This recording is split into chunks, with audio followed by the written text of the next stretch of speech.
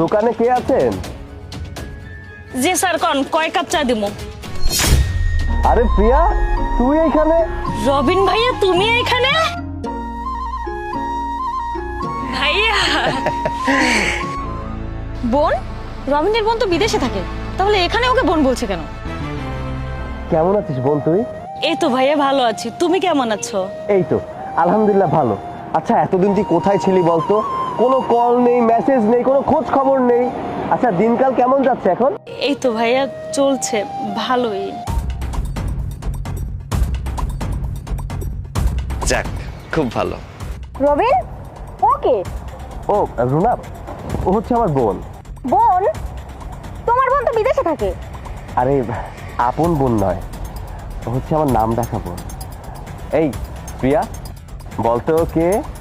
ও হচ্ছে তোর ভাবি। মাশাআল্লাহ ভাইয়া, ভাবি তো অনেক সুন্দর। এই দূরে থাকো, আর কি ভাবি ভাবি লাগিয়ে রেখেছো? আমি তোমার কোনো ভাবি নই, আর যদি কোনো সম্পর্ক থেকে থাকে ওর সাথে আছে, আমার সাথে তোমার কোনো সম্পর্ক নেই। আরে রুনা, তুমি এসব কি বলছো? এ কেমন ব্যবহার? হ্যাঁ, হতে পারে ও আমার আপন বোন না, নাম ডাকা বোন, কিন্তু ওর সাথে আমার সম্পর্ক অনেক ভালো। ও আমাকে ভাইয়ের মতো করে ভালোবাসে। ও যদি আমার বোন হয়, তাহলে তোমার সাথেও ওর একটা সম্পর্ক আছে। আরে ভাইয়া বাদ দাও না, তুমি কেন ভাবির সাথে রাগারাগি করছো? আমি ভাবির কথা করে কিছু মনে করিনি। দেখো, এই মেয়েকে বুঝিয়ে দাও যেন বারবার আমাকে ভাবি বলে না ডাকে। হ্যাঁ, চুপ করো, ভালোভাবে ব্যবহার করো, আর না হয় কিন্তু ভালো হবে না বলে দিচ্ছি। বললাম তো ভাইয়া বাদ দাও না, আগে বলো তুমি এখানে কি করতে এসেছো? রিয়া, এখানে আমি একটা গুরুত্বপূর্ণ কাজে এসেছিলাম। এখানে বেশ ঠান্ডাও পড়েছে, এর জন্য চা খুঁজছিলাম কোন দোকানের চা সবচেয়ে বেশি ভালো হবে। সিগনালে একজন বলল এই দোকানের চা অনেক ভালো, এর জন্য এখানে এলাম। ভাইয়া এইটা তো আমারই দোকান, চলো আমি তোমাদেরকে চা বানিয়ে দিচ্ছি। তোর দোকান মানে? এই, তুই না কলেজে পড়াশোনা করতি? তাহলে পড়াশোনা বাদ দিয়ে এই দোকানে কি করছিস? কি হয়েছে বলতো? আর এই ড্রেস আপের এই অবস্থা কেন তোর? ভাইয়া তুমি তো জানো, বাবা মারা যাওয়ার পরে ভাইয়াই বাবার সবকিছু দেখাশোনা করছিল, আর আমার খরচপাতিও সব ভাইয়া দিচ্ছিল। ভাইয়া বিয়ে করে ভাবিকে ঘরে আনার পর থেকে আমাকে আর কোনো খরচপাতি দিত না। তাছাড়া তো একদিন চুরির দায়ে আমাকে ঘর থেকে বেরি করে দিয়েছে। আমি আর কি করব? আমার পেট চালানোর জন্য আর পড়াশোনার খরচ চালানোর জন্য এই দোকানটা দিয়েছি, এতেই আমার চলছে। এত কিছু হয়ে গেছে, আমাকে জানালি না কেন? একটাবার ফোন তো দিতে পারতি। আমি তোমাকে কল করতে চেয়েছিলাম, কিন্তু তোমার নাম্বারটা আমি হারিয়ে ফেলেছি। তাছাড়া যেখানে আমার আপন ভাই আমাকে দূর দূর করে তাড়িয়ে দিয়েছে, সেখানে আমি তোমার কাছে কিভাবে যাই? প্রিয়া, তুই আমাকে এমন মনে করিস? ভাইয়া এসব কথা ছাড়ো তো, আসো আমি তোমাদেরকে চা খাওয়াই। আচ্ছা ঠিক আছে, এই চলো গিয়ে বসি। কোথায় যাব? আমি এই গরিবের দোকানের চা খাবো না, আর আমি এখানে বসবো না। তোমার বসার হলে তুমি বসো। চুপ থাকতে বলেছি না তোমাকে? চলো বসি, চলো এসো। ও তোমার কেমন বোন যার জন্য এত কথা শোনাচ্ছ আমাকে? তুমি জানতে চাও ও আমার কেমন বোন? ও আমার বিপদের সাথী। ও আমাকে কত বিপদ থেকে হেল্প করেছে। ও আমার অনেক যত্ন করেছে। ও আমাকে খাইয়েছে। ওর কাছে যখন আমি ছিলাম, তখন আমি একাকিত্ব বোধ কখনো করিনি। আমার এক মিনিটের জন্য মনে হয়নি যে আমার আপন মানুষটা আমার কাছে নেই। জানো, যখন আমার টাকার খুব প্রয়োজন ছিল, কেউ আমাকে হেল্প করেনি। এই বোন আমাকে অনেক বিষয়ে সাহায্য করেছিল। শুনবে কিভাবে সাহায্য করেছিল? ভাইয়া আমি একটু বের হইলাম। কি ব্যাপার ভাইয়া, কি হয়েছে? মনে হচ্ছে অনেক টেনশনে আছো। বোন, বাবা চলে যাওয়ার পর থেকে জীবনটাই পাল্টে গেছে। এখন আমি কি করব বুঝতে পারছি না। এদিকে পড়াশোনার খরচ কি করে চালাবো এটাও বুঝতে পারছি না। ভাবছি ছোটখাটো একটা জব করব, ওখান থেকে যে কয় টাকা পাবো তাই দিয়ে পড়াশোনার খরচটা চালিয়ে নেব। কিন্তু এইভাবে তো তোমার স্টাডিতে সমস্যা হবে। নয়তো কি করব? আমার তো কলেজ ড্রপ দিতে হবে তাহলে। এই সামান্য একটা ব্যাপার নিয়ে তুমি টেনশন করছো? ওয়েট,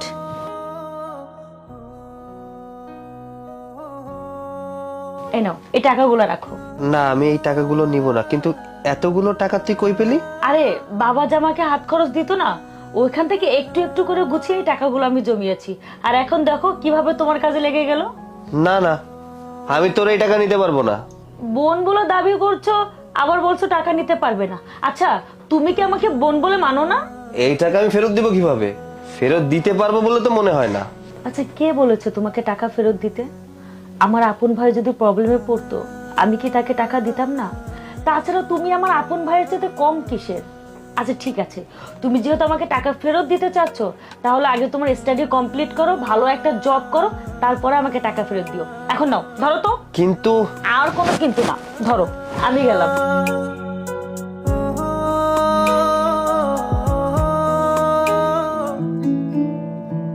বুঝলে, আজকে আমি যে সফল হয়েছি সব ওর টাকাতেই হয়েছে। ও অনেক কষ্ট করেছে, আমার অনেক খারাপ লাগছে। আমার পাশে যখন কেউ ছিল না তখন ও ছিল, কিন্তু ওর পাশে এখন কেউ নেই। কিন্তু রবিন, কোনো কিন্তু টিন্তু না। আর শোনো, ওর সাথে তুমি কোনো বেয়াদবি করবে না। ওকে আমি বোন মানি, ও আমাকে ভাইয়ের মতোই ভালোবাসে, তুমি ওকে বোনের মতো ভালোবাসবে। আর হ্যাঁ, আমি সিদ্ধান্ত নিয়েছি আজকে থেকে ও আমাদের সাথেই থাকবে। কিন্তু আর কোনো কথা নয়, তুমি আমার মা বোনের সাথে যেমন আচরণ করো, আজ থেকে ওর সাথে তেমন আচরণ করবে। তুমি ওর সাথে আজকে অনেক বেয়াদবি করেছো, খারাপ আচরণ করেছো, এইটাই যেন শেষ খারাপ আচরণ হয় তোমার। একবার ভেবে দেখো, আজকে আমি যে পজিশনে এসেছি সম্পূর্ণটাই ওর জন্য। ও যদি না থাকতো তাহলে এই পজিশনে আমি আসতে পারতাম না। আর যাই হোক, অসময়ে যদি কেউ পাশে থাকে তার পাশে সবসময় থাকতে হয়। যদি তোমার অসময়ে তোমার পাশে কেউ থাকতো, আজকে তার সাথে এমন খারাপ আচরণ করতে পারতে? আপু, এদিকে একটু আসবেন।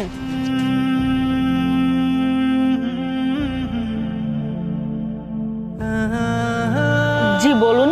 সরি আপু, আমি তোমার সাথে অনেক বেয়াদবি করে ফেলেছি, আমাকে মাফ করে দাও। আমি না বুঝেই তোমার সাথে অনেক খারাপ ব্যবহার করে ফেলেছি। আরে ধুর, আপন মানুষের কথায় কেউ রাগ করে? তাছাড়া তুমি তো আমার ভাবি। চা হতে কত সময় লাগবে? এই তো এখনই দিচ্ছি আমি।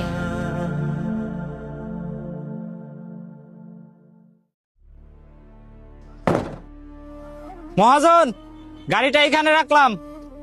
আচ্ছা ঠিক আছে মহাজন, আমারটা এই জায়গায় রাখলাম।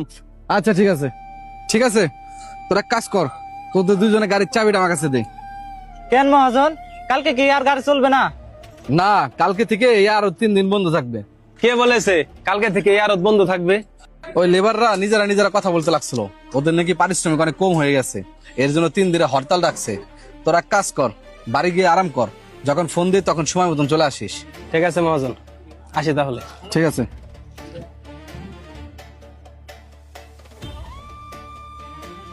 হ্যালো, কই তোরা? তাড়াতাড়ি আরো তাই। হ্যাঁ, এই যে আমার 2টা গাড়ি চাবি নিয়ে যা, তাড়াতাড়ি আয়। মহাজন, তাহলে কি এই 2টা গাড়ি চালাইতে হইব? হ্যাঁ, এই 2টা গাড়ি চালাইতে হইব। একটা কথা বলি, মনোযোগ দিয়ে শুন, গাড়ি জিতেছি তো ওদের বিশ্বাস করে, গাড়ি রাইখা পলা যাইস না। আরে মহাজন, আপনি এগুলো কি বলতেছেন? আমরা গাড়ি রাইখে পলাবো কেন? ড্রাইভার সাহেব, আপনি একটু তাড়াতাড়ি করেন, মালটা পৌঁছে দেন। ভুলেও পালানোর চেষ্টা করিস না। এনে চাবি, কালকে সকালে মাল লোড করে গাড়ি আড়ত থেকে নিয়ে চলে আসিস। ঠিক আছে মহাজন, আসি তাহলে। যা।